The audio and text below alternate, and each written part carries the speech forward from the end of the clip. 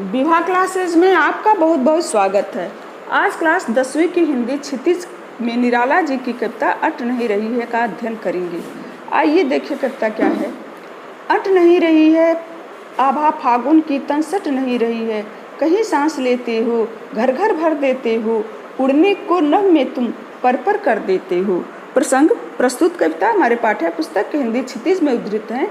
ये इसके रचनाकार महाकवि सूर्यकांत त्रिपाठी निराला हैं। इसमें बसंत ऋतु की मनोहारी छटा का वर्णन किया गया है। व्याख्या। अट नहीं रही है आभा फागुन की, तन सट नहीं रही है। फागुन की सौंदर्यता, आभा मतलब होता है सौंदर्य, छवि। फागुन की सौंदर्यता इतनी मनोहारी है, इतनी ज़्यादा है कि वो अट नहीं रही है, कि वो अट नहीं रही है मतलब मन में अट ही नहीं रही है, मतलब मन में समा नहीं रही है और उसकी शोभा का वर्णन नहीं किया जा सकता। शब्दों द्वारा उसका वर्णन नहीं किया जा सकता। उसकी शोभा शब्दों में नहीं अट रही है। कहीं सांस लेते हो घर घर भर देते हो। इसमें बसंत ऋतु का मानवीकरण किया गया है कि कहीं सांस लेते हो घर घर भर देते हो। तुम सांस लेते हो तो खुशबू से सारा घर, हर घर भर उठता है, क्योंकि बसंत के मौसम में फूल खिलते हैं तो चारों तरफ सुगंध फैल जाती है। तो कवि ने प्रकृति का मानवीकरण करके कहा कि कहीं सांस लेते हो घर घर भर देते हो। बसंत जब तुम सांस लेते हो तो चारों तरफ हर घर में खुशबू फैल जाती है। उड़ने को नभ में तुम पर कर देते हो। ऐसा लगता है कि तुम पंख फैलाकर आसमान में उड़ने के लिए आतुर हो। चारों तरफ मादकता फैल जाती है। मन में भी मादकता समा जाती है।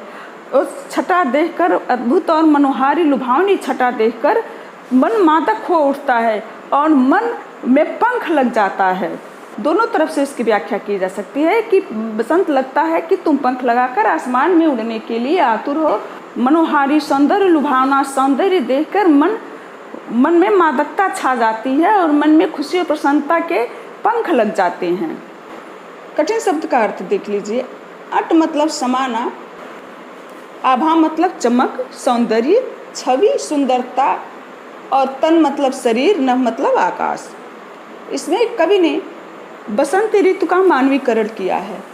कवि का प्रकृति प्रेम इसमें प्रस्तुत होता है और बसंत ऋतु का बड़ा ही सुंदर ढंग से चित्रण हुआ है। और इस कविता द्वारा पता चलता है कि फागुन ऋतु बहुत ही मनोरम हो जाता है। मुक्तक छंद है इसमें।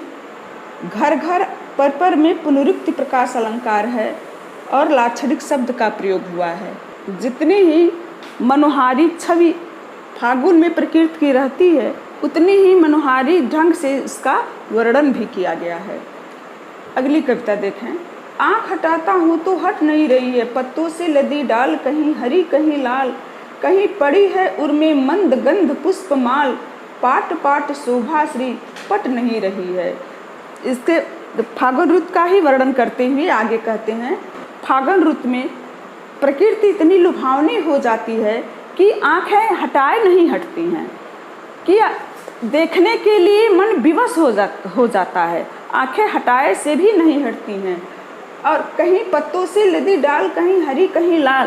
कोई पत्ती हरी होती है, कोई पत्तियां लाल भी होती है। तो वही कहते हैं कहीं हरी कहीं लाल पत्तियां, कहीं हरी पत्तियां कहीं लाल पत्तियों से डालियां भर जाती है और सुंदर सुंदर फूल, लाल लाल सुंदर सुंदर फूल खिलाते हैं चारों तरफ और मंद गंध पुष्पमाल।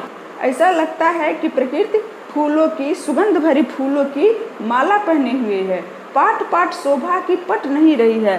पाट पाट मतलब जगह जगह, जगह जगह, हर जगह सर्वव्यापी जो प्रकृति की शोभा है वो समा नहीं रही है। उसका वर्णन नहीं किया जा सकता है, वह अवर्णनीय है। तो ये हुआ निराला जी की कविता का अर्थ। इसमें कठिन शब्द का अर्थ देख लेते हैं। उर मतलब हृदय, मंद मतलब धीमी, गंध मतलब सुगंध, पाट पाट मतलब जगह जगह, चारों तरफ, और पट मतलब समा नहीं रही है। इसका विशेष देखिए।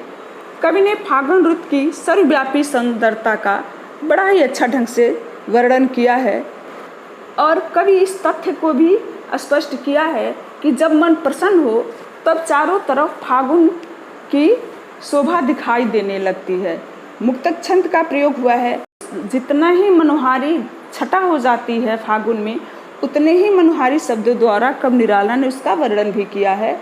भाषा में नवीनता का प्रयोग हुआ है, लाक्षणिकता के शब्द भी आए हैं।